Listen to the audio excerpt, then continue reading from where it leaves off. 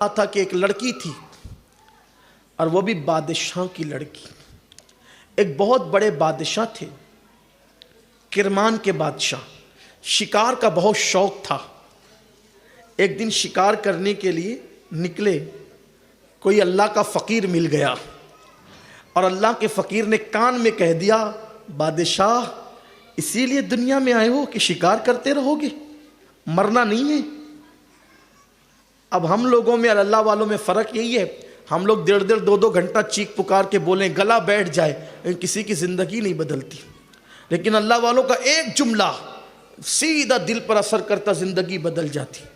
انہوں نے کان میں کہا مرنا نہیں ہے، شکار کے لیے آئے. کاش کہ آج میرا بھی یہ جملہ کسی کے دل پہ اللہ کرے اثر کر جائے. نماز کے وقت میں گھروں میں بیٹھنے والوں مرنا نہیں ہے، تاش کے پتے کھیلنے والوں مرنا نہیں ہے، داڑیاں مڈا کر گٹروں میں پھینکنے والوں مرنا نہیں ہے، لڑکیوں پر پاپ کی نظر ڈالنے والوں مرنا نہیں ہے. قبر کی تنگ اور تاریک وادی کو کیسے بھول گئے.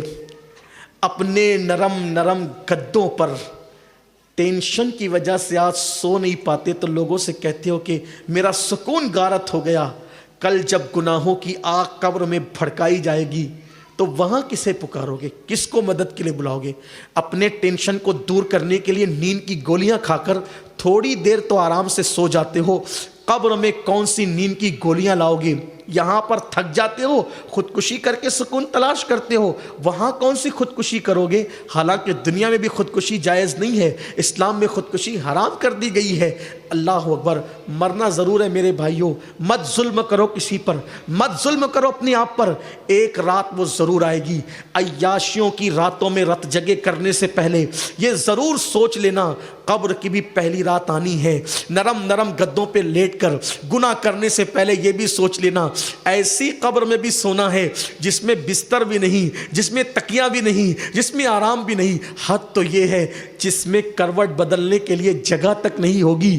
اگر اللہ ناراض ہے تو قبر جہنم کے گڑھوں میں سے گڑا ہوگا، اور اس کو راضی کر لیا، زندگی کا مقصد سمجھ لیا تو پھر قبر اتنی بڑی ہوگی جہاں تک نظر جائے گی وہاں تک قبر کشادہ کر دی جائے گی اور جنت کا بستر بچھا کر کے سلا دیا جائے گا. آؤ آؤ، اس دنیا میں ہمیشہ نہیں رہنا. ہم دنیا میں مسافر کی طرح ہے. یہ دنیا قیام گاہ نہیں ہے، یہ دنیا سرائے فانی ہے. جگہ جی لگانے کی دنیا نہیں ہے، یہ عبرت کی جا ہے، تماشا نہیں ہے. عیاشی آوارگی کب تک کرتے رہو گے؟ ایک دن جسم کا رشتہ روح سے ٹوٹ جائے گا. آوارگی مت کرو، موت آنی ہے. عیاشی مت کرو، موت آنی ہے. دولت کے نشے میں اللہ کے غضب کو چیلنج مت کرو، موت آنی ہے. کانوں میں ایئر فون لگا کے گانے غزلیں سن کر مٹکنے والوں، جوانی ہمیشہ نہیں رہے گی. جوانی اسی کو کہتے ہیں جو آ کر کے دھوکہ دے کر کے چلی جاتی ہے. جوانی میں پاپ مت کرو، اللہ کو ناراض مت کرو. جوانی کا ٹائم پاپ کے لیے نہیں، رب کو راضی کرنے کے لیے ہے، عبادت کے لیے ہے. آؤ اسے منائے، اسے راضی کرے. بہرحال اللہ کرے کسی کے دل میں بات اترے تو اس بزرگ نے کہا، بادشاہ اے شاہ کرمان، موت نہیں آئے گی تجھے؟ بس ایک جملے نے دل اچاٹ کر دی.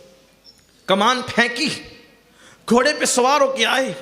چھوٹے بھائی کو کہا، آج سے بادشاہت تمہاری ہے، میں جا رہا ہوں. لیکن وہ لوگ کتنے اچھے تھے اس دور کے. چھوٹے بھائی نے کہا، بھیا اگر آپ مصروف ہو گئے کسی کام میں، آپ کی ہر ذمہ داری سنبھالیں گے، بادشاہت آپ نہ چھوڑیں. کہا نہیں، میں نے فیصلہ کر لیا ہے، تم بادشاہ ہوں گے، میں نہیں. کپڑے بھی دے دیے. کہا اچھا ٹھیک ہے، آپ جا رہے ہو نا، آپ جاؤ، بھابھی کو اور بھتیجی کو مت لے جاؤ. دیکھو یہ 4 سال کی گڑیا کتنی خوبصورت ہے، حسین ہے آپ کی بیٹی. آپ جاؤ گے جنگلوں بیابان میں، اس کا کیا ہوگا؟ کہ نہیں، جو چیز میں اپنے لیے پسند نہیں کرتا وہ اپنی بیوی اور اپنی بیٹی کے لیے کیسے پسند کروں گا. رہی بات اگر تمہارا یہی شوق ہے تو میں اپنی بیوی سے پوچھ لیتا ہوں. آؤ اپنی بھابھی کے سامنے پوچھ لیتا ہوں. بیوی سے کہا، دیکھو اب بادشاہ سے میرا دل اچاٹ ہے، اب یار سے لگن لگ گئی. اقبال کہتے ہیں، دو عالم سے کرتی ہے بیگانہ دل کو، عجب چیز ہے لذت آشنائی، جس کو یار کا پتہ مل گیا پھر اس کے لیے دولت اور ریت دونوں برابر ہیں، اس کے لیے دیوار اور عورت کا حسن دونوں برابر، وہ کسی طرف نہیں تکتا۔ اللہ اکبر۔ جسے یار کا پتہ مل جاتا ہے یہ تو دنیا کی دولت ہے، پھر وہ تو یہ کہتا ہے کہ حضور جب آپ کا پتہ مل گیا تو مجھے کوثر سے کیا مطلب، وہ جام کوثر کی طرف بھی تکنے کی بات نہیں کرتا، وہ تو یوں کہتا ہے کوثر کی جانب ہم نہیں تک بئی، ہمیں دیہو نینن کا جام اے پیارے نبی۔ بلکہ امام اہل سنت نے بھی کہا ہے شربت نہ دے تیری رویت ہو خیر سے، شربت نہ دے پھر جام کوثر کی پرواہ نہیں، اگر یار سے دل لگ گیا تو اس کے لیے جام کیا اور اس کے لیے باغ کیا، پھر وہ تو یہ کہتا ہے شربت نہ دے تیری رویت ہو خیر سے، یہ شہد ہو تو پھر کسے پرواہ شکر کی ہے، یہ شہد ہو تو پھر کسے پرواہ شکر کی، یہ عشق کا معاملہ ہے۔ وہ کہا کہ میں تو جا رہا ہوں، بیوی کا میں تو جا رہا ہوں، مجھے یار کی لگن لگ گئی، کسی نے رشتے بندھن سے مجھے باندھ دیا یار کے رشتے میں جا رہا ہوں، چلنا ہے یا یہیں رہنا ہے؟ رہنا چاہتی ہو تو رہو اپنے دیور کے پاس، بہت عزت سے رہو گی۔ بیوی نے کہا میں بیوی ہوں بیوی، اور بیوی کی تعریف یہی ہے کہ بیوی سکھ اور دکھ کی ساتھی ہوتی ہے، وہ فائشہ ہوتی ہے جو سکھ کی ساتھی ہے، دکھ کی نہیں۔ بیوی سکھ اور دکھ دونوں کی ساتھی ہوتی ہے۔ میں جب تمہارے ساتھ میں نے لذتیں اٹھائی ہے محل کی تو جھوپڑی کی تکلیفیں بھی اٹھاؤں گی، مجھے اس سے زیادہ راحت شوہر کے ساتھ ملے گی، میں چلنے کو تیار ہوں۔ جسے کہا جاتا تھا اب لوگ انہیں شیخ کرمان کے نام سے یاد کرنے لگے۔ میاں بیوی نے مل کے بیٹی کو خوب پڑھایا، بہت پڑھ لیا، جوان ہو گئی۔ ایک دن بادشاہ کا بھتیجا، اس کے بھائی کا بیٹا، جس بھائی کا انتقال ہو گیا تھا خبر بھی نہیں تھی، پتہ ہی نہیں تھا کہ کہاں ہے بادشاہ، شاہ کرمان کہاں ہے نہیں پتا تھا، انتقال ہو گیا بھائی کا، بھتیجا بادشاہ بنا، شکار کے لیے آیا، جھوپڑی دیکھی، اجازت لے کے اندر گیا تو پہچان لیا چچی کو، چچا کو، بہن کو، لیکن جیسے ہی جوان بہن پہ نظر پڑی چچا کی بیٹی پہ، سوچا ارے یہ تو جوان ہو گئی، میری بھی شادی نہیں ہوئی، چچا سے ہاتھ مانگ لیں، ہمت نہ ہوئی تو اس طرح کہا کہ چچا آپ کے بھائی کا انتقال ہو گیا، بادشاہت پھر آپ کی طرف دینے کو تیار ہوں، لیکن آپ کو اب میں جھوپڑی میں رہنے نہیں دوں گا، آپ محل میں چلیں۔ کہا بیٹا اس جھوپڑی میں رہنے کی لذت یار کے پیار کے ساتھ اگر تجھے پتہ چل جائے تو تو بھی یہیں آئے، وہ دنیا میں وہ نہیں ہے جو اس دنیا میں ہے۔ بہرحال وہ نہیں مانا تو انہوں نے بھی کام نہیں آتے، بہرحال ہمت نہیں ہوئی تو پھر ماں کو بھیجا اپنی، ماں نے آ کر سیدھے کہا کہ آپ کی بیٹی کا ہاتھ چاہیے، میرے بیٹے کو پسند آ گیا، آپ کی بیٹی دونوں ایک دادا کی اولاد ہے، چچا کے رشتے سے ایک دوسرے کے بھائی بہن بھی ہے، بڑی اچھی گزرے گی، جھوپڑی سے نکال کر بیٹی کو محل میں بھیج دے پھر سے۔ انہوں نے کہا ایک کام کریں 3 دن کے بعد آنا، سوچوں گا۔ ان 3 دن میں شیخ کرمان نے، اب ذرا دھیان دے خاص طور پہ خواتین بچیاں، شیخ کرمان نے سوچا کہ کیا کروں، تو جس مسجد میں نماز کے لیے جاتے تھے اس مسجد کا مؤذن بڑا نیک تھا، اس کے پاس گئے اور کہا بیٹے شادی کرو گے؟ کہا حضور میرا تو کوئی گھر ہی نہیں ہے، میں کیا شادی کروں گا، 2 روٹی کماتا ہوں، صبح شام کھاتا ہوں، رات دن اللہ اللہ کرتا ہوں، 2-3 گھنٹے کے لیے گھر مسجد سے نکلتا ہوں 2 روٹی کمانے کے لیے، میری شادی۔ کہا بیٹے اگر چاہو تو ہو سکتی۔ کہا کس کے ساتھ؟ میری بیٹی۔ حضرت آپ کی بیٹی محل میں پلی ہوئی ہے، اگرچہ آج آپ کہیں اور رہتے ہیں لیکن اس کا مزاج اونچا ہوگا، وہ برداشت نہیں کرے گی۔ کہا سن اگر تو چاہتا ہے تو میں اپنی بیٹی کا رشتہ تیرے ساتھ کر دوں گا۔ کہا مخمل میں ٹاٹ کا پیوان ہو جائے گا، نبھے گی نہیں۔ کہا میں اپنی بیٹی کو خوب جانتا ہوں، بڑی نیک ہے، پارسا ہے، متقی ہے، قناعت ہے، زہد ہے، سب ہے، میں نے اس کو پڑھایا ہے بیٹا، اس کے دل میں اللہ کا خوف ہے، وہ تیرا ساتھ دے گی۔ المختصر 3 دن کے اندر نکاح کر دیا۔ اب 3 دن کے بعد جب ان کی بھاوا جائی تو کیا ہوا وہ راز داستان رہنے دیجئے، اصل عنوان یہ ہے، نکاح کر دیا، کرائے کا مکان مؤذن کے لیے لیا اور اپنی بیٹی پر दुपट्टा डालकर खुद ही पहुंचा दिया। मैं समझता हूं कि 3 दिन में रिश्ता भी हो जाना, शादी भी हो जाना, ये मुसलमानों की रिवायत थी। अब तो 3 दिन तक नहीं बल्कि हफ्ते हफ्ते भर तक तो सिर्फ शादियां चलती है। देखने दिखाने का माहौल साल साल 1.5 साल तक चलते रहता है। और देखने कौन आ रहा है? जो अभी शौहर नहीं बना उसका भी दोस्त, उसके मामू का बेटा, उसके चचा का बेटा, उसके खानों का बेटा, सब आ रहे हैं देखने किसको? लड़की को। और हो गया रिश्ता तो हो ही गया, नहीं हुआ तो फिर वो खुद शौहर नहीं हुआ, वो खुद शौहर नहीं हुआ, वो खुद अजनबी नामहरम है। उसके दोस्तों के सामने तुम अपनी बेटी को कैसे ला करके बिठा देते हो? शर्म नहीं आती? क्या दीन के परचे उड़ा दिए। रोना यही है कि इल्म नहीं है। एक खानदान में रिश्ता हो रहा था, बीच में मैं भी था। लड़की वालों से कहा गया कि जरा फोटो भेज देना ताकि पहले हम देख लें तो उसके बाद जो है वो फिर आएंगे, ऐसे आना अच्छा नहीं लगता। खानदान वालों ने कह दिया कि भाई हम अपनी बेटी को बगैर शादी के रख सकते हैं, लेकिन ना महरमों के मोबाइल में हम अपनी बेटी का फोटो नहीं दे सकते। क्या बात। ये भी ऐसे भी लोग आज दुनिया में मौजूद, मैं खुद गवाह हूं इसका। ये है, अगर तकदीर में लिखा हुआ है रिश्ता हो के रहेगा, रिश्तों के लिए इतने नीचे मत गिरो कि शरीयत की हदें ही तोड़ दो। शादियों में फजूल खर्ची मत करो, हराम काम मत करो, डीजे मत बजाओ, बाजे मत बजाओ। हमारे मजहब में नाच गाने का कोई तसव्वुर नहीं है। तो जब इधर बेटी को शेख किरमानी ने शौहर के घर पहुंचा दिया, चली गई वो। चिराग जल रहा था, जलते हुए चिराग में उस लड़की को एक सुराही नजर आई।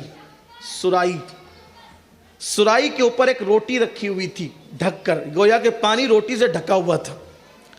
लड़की ने पहला सवाल अपने शौहर से किया, मेरे सरताज ये क्या है? कहा ये रोटी है। रोटी क्यों है? कहा कि 1-2 रोटी कमाई थी आज भी हर रोज की तरह, एक अभी खा ली है और एक सुबह खाएंगे। उसने कहा मुझे अभी इसी वक्त अपने बाप के पास पहुंचा दो, मैंने आपके साथ नहीं रहना। मैं अपनी बहनों की खास तवज्जो चाहता हूँ। आलिमा बन जाओगी, कारिया बन जाओगी, खतीबा बन जाओगी, अदीबा बन जाओगी, अल्लाह की बंदी नहीं बनी तो कुछ नहीं बनी। सब डिग्रियां ले ली, अल्लाह के बंदे नहीं बने तो कुछ नहीं बने। नुमाइश मत न की जाए, दीन को नुमाइश का जरिया ना बनाया जाए। दीन क्या तकाजा कर रहा है? ये थे दीनदार इल्म वाले, अहले इल्म ये थे जिसका खुतबा कुरान पढ़ रहा है, इन्नमा यख्शल्लाह मिन इबादिहिल उलमा। उस लड़की ने कहा अभी इसी वक्त मुझे अपने बाप के यहाँ पहुंचा दो। शौहर ने कहा देखो मैंने पहले तुम्हारे अब्बा से कहा था, नहीं माने वो। मैंने तो कहा था कि ताज का पेवर मखमल की चादर में कभी जेब नहीं देगा। ऊंचे घराने की हो, महल में पली हुई हो, तुम नहीं रह सकोगी मेरे साथ, लेकिन खुदा के लिए अब मेरी इज्जत को पामाल ना करो। लोग कितना मजाक उड़ाएंगे, कितना तमाशा होगा मेरी गुर्बत का, कितना मजाक उड़ाया जाएगा मेरी गुर्बत का। क्या कर रही हो कि पहली रात भी ना रह सकी मेरी बीवी और चली गई। मेरी खुशियों में आंख ना लगाओ, मेरी चमन में बाहर आने से पहले खिजा न करो, मेरे नशेमन पर इस तरह बिजलियां न गिराओ। खुदा के लिए कुछ तो मुझ पे रहम करो। मैंने पहले ही कहा था, तुम्हारे अब्बा नहीं माने, बहुत कह रहे थे आबिदा है, जाहिदा है। मैंने कहा था मेरी गुर्बत का वो मुकाबला न कर सकेगी। लड़की ने कहा आप क्या समझ रहे हैं? कहा मैं ये समझा कि मेरे घर में बासी रोटी देखकर आप अभी जाना चाहती है। कहा मेरे अब्बा ने आपका पूरा बैकग्राउंड पहले मुझे बता दिया था, लेकिन मुझे तो मेरे अब्बा ने ये बताया था कि तुझसे ज़्यादा मुत्तकी तेरा शौहर है, लेकिन आप उतने मुत्तकी मुझे नहीं दिखते। क्यों? इसलिए कि जो रात को खाकर सुबह के लिए रोटी बचा के रखे, मैं उसको मुत्तकी कैसे मान लूँ? मैं तो ऐसा शौहर चाहती थी जो रात को खा ले तो ये कह दे जिसने रात को खिलाया है वो सुबह भी रोज़ी अता करेगा, और जो सुबह के लिए बचा करके न रखे, मैं तो ऐसा शौहर चाहती थी। शौहर खुश हुआ। कहा फिर चाहती क्या हो? कहा या तो रोटी रहेगी या तो मैं रहूँगी। ये रोटी ले जाओ, اور اس سے پہلے کہ ہم کچھ گفتگو کریں، یہ کسی ضرورت مند کو دے دو اور اپنے اندر یہ یقین پیدا کرو جس نے رات کو کھلایا ہے وہ صبح کو بھی روزی عطا کرے گا۔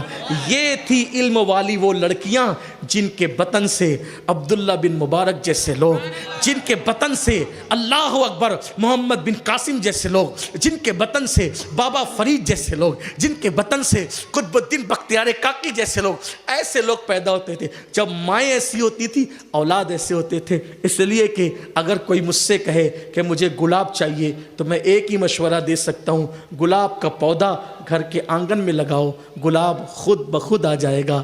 لیکن اگر آنگن میں گلاب کا پودا نہیں تو پوری دنیا کی طاقت بھی جھونک دو گے تو پودا جب تک گلاب کا نہیں ہوگا اس وقت تک گلاب کھل نہیں سکتا۔ دھتوروں پر کبھی گلاب نہیں آ سکتا، ببول پر کبھی گلاب نہیں آ سکتا۔ اگر پھر زمین کے اوپر فرید الدین گنج شکر کو چلتا ہوا دیکھنا ہے، پھر زمین پر نظام الدین محبوب الہی کو چلتا ہوا دیکھنا ہے، پھر زمین پر غوث الاعظم دستگیر جیلانی کے کردار کو دیکھنا ہے، پھر محمد بن قاسم اور طارق بن زیاد کا کردار دیکھنا ہے، کام ایک کرو، ماؤں کو بدل دو۔ مائیں بدل جائے گی، مائیں کنیز فاطمہ ہوگی تو بیٹا کردار حسین لے کر پیدا ہوگا۔ اور یہ مدرسے وہی چاہتے ہیں، مدرسے یہی کرنا چاہتے ہیں۔ آؤ آج عہد کریں، خود بھی پڑھیں گے انشاءاللہ، پڑھیں گے خود بھی انشاءاللہ، اور اپنی اولاد کو ہی پڑھائیں گے۔ نہیں سب کو کم سے کم ایک بچے کو تو عالم دین اور حافظ قرآن ضرور بنائیں، خود سوریں دوسروں کو سواریں۔ گفتگو کے درمیان کوئی غلطی ہو تو اللہ معاف کرے۔ استغفر اللہ ربی من کل ذنب واتوب الیہ وما علینا الا البلاغ۔ السلام علیکم ورحمۃ اللہ وبرکاتہ۔